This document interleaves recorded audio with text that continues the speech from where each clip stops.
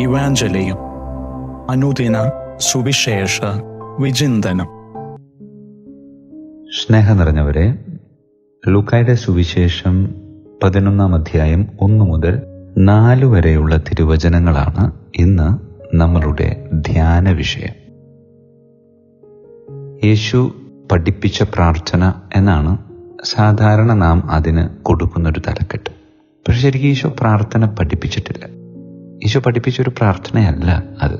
മറിച്ച് ഈശോ പ്രാർത്ഥിക്കുമ്പോൾ എങ്ങനെ പ്രാർത്ഥിക്കണം എന്നതിൻ്റെ ഒരു ശൈലി പഠിപ്പിച്ചതാണ്. ആ ഒരു തലത്തിൽ ഈ ലൂക്കായുടെ സുവിശേഷത്തിലെ 11 അധ്യായത്തിലെ ആദ്യത്തെ 4 വാചകങ്ങൾ ഉൾക്കൊള്ളാൻ സാധിച്ചാൽ നമ്മുടെ പ്രാർത്ഥനയുടെ ശൈലി തന്നെ മാറിപ്പോകും. കാരണം ഈശോയോട് ശിഷ്യന്മാർ ഒരിക്കലും ചോദിച്ചിട്ടില്ല, ഈശോയെ ഞങ്ങളെ ഒരു പ്രാർത്ഥന പഠിപ്പിക്കണേ.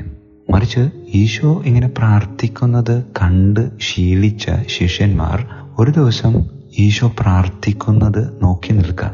അത് കഴിഞ്ഞപ്പോൾ ഈശോയുടെ അടുക്കൽ വന്ന് അവർ ചോദിച്ചു, ഈശോയെ ഞങ്ങൾക്കും ഇതുപോലെ പ്രാർത്ഥിക്കാൻ നീ പഠിപ്പിച്ചു തരണം. അങ്ങനെ ദാഹിച്ച് വരണ്ട് നിൽക്കുന്ന ഒരുവന്റെ തൊണ്ടയിലേക്ക് ഒരു തുള്ളി വെള്ളം വീണ് കഴിയുമ്പോൾ അവൻ അത് എത്ര കൊതിയോടെയാണ് സ്വീകരിക്കുന്നത് എന്ന് നമുക്കറിയാമല്ലോ.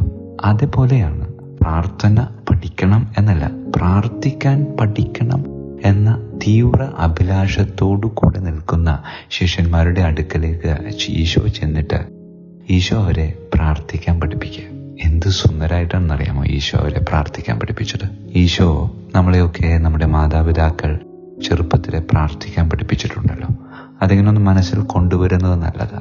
അമ്മയുടെ മടിയിലിരുത്തി അല്ലെങ്കിൽ അമ്മയുടെ നെഞ്ചോടിങ്ങനെ ചേർത്ത് നിർത്തി പ്രാർത്ഥിക്കാൻ പഠിപ്പിച്ച ആ ഒരു ഭാവം ഉള്ളിൽ സൂക്ഷിച്ചുകൊണ്ട് അതേ ഭാവത്തോടെ ഈശോ നമ്മളെ പ്രാർത്ഥിക്കാൻ പഠിപ്പിക്കുന്നത് ഒന്ന് ധ്യാനിച്ചാൽ ഈ വചനഭാഗം എളുപ്പത്തിൽ മനസ്സിലാക്കാൻ പറ്റും.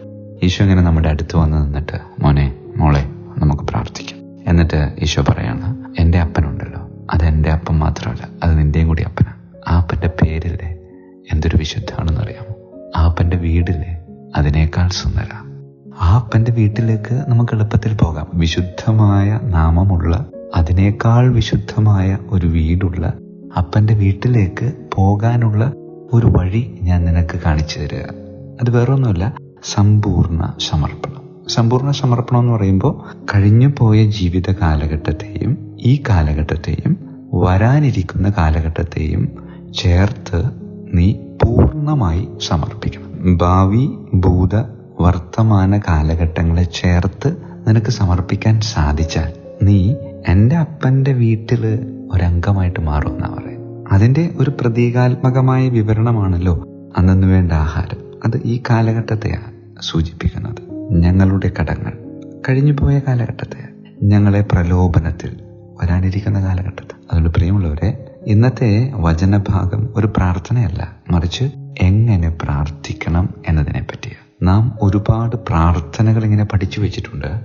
പക്ഷേ പ്രാർത്ഥിക്കാനുള്ള ശൈലി നമുക്ക് സ്വന്തമാക്കാൻ പറ്റിയിട്ടില്ല.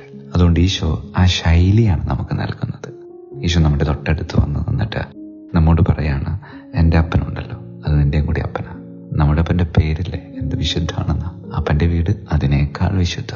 ആ വീട്ടിലേക്ക് കയറാനായിട്ട് ഒരേ ഒരു വഴി, നീ നിന്നെ തന്നെ സമ്പൂർണ്ണമായിട്ട് സമർപ്പിക്കണം. നിന്റെ ഇന്നലകളെയും ഇന്നിനെയും നാളുകളെയും സമർപ്പിക്കാൻ നിനക്ക് സാധിച്ചാൽ പിന്നെ നിന്റെ വീട് അത് എൻ്റെ വീട്ടിലാണ്, എൻ്റെ വീട് സ്വർഗത്തില്. അങ്ങനെ സ്വർഗരാജ്യ അനുഭവം സ്വന്തമാക്കാൻ ഈശോ ഒരു ശൈലി നമുക്ക് നൽകിയിരിക്കുക. ആ ശൈലി ഉപയോഗിച്ച് സ്വർഗം സ്വന്തമാക്കാൻ നമുക്ക് പരിശ്രമിക്കാം. ദൈവം അനുഗ്രഹിക്കട്ടെ.